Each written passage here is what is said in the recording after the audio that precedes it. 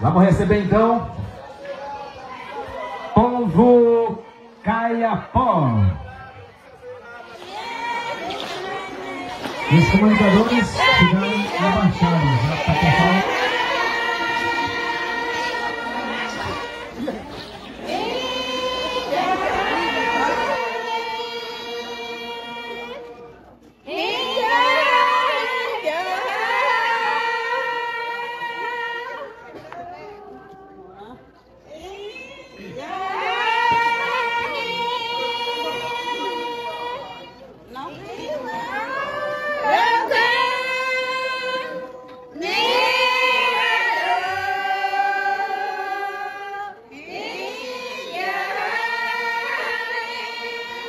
Comunicadores, baixar aí o pessoal assistir, tá?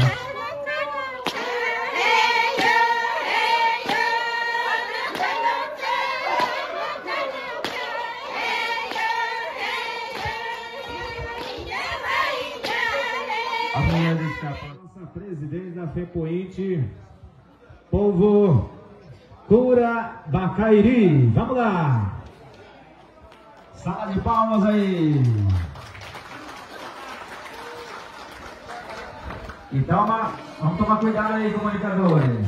Fica abaixando aí, para não atrapalhar o pessoal assistir.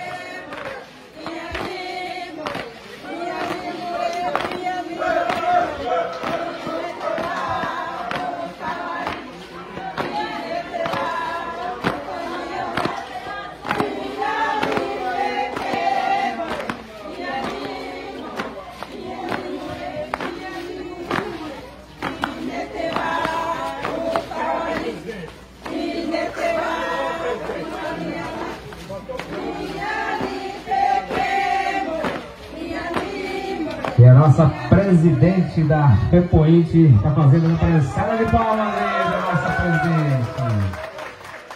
É um prazer imenso estar aqui na aldeia dos nossos irmãos Tapirapé, amigos, colegas, parceiros e guerreiros, né? Apresentar a mudança aqui.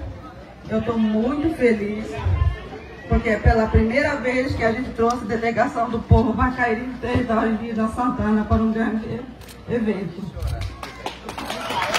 A nossa raiz, lá do nosso povo Bacairi, o território indígena Santana. Então a gente não pôde apresentar a nossa dança, a nossa pintura no dia da eleição dela, porque a gente estava de luto, né?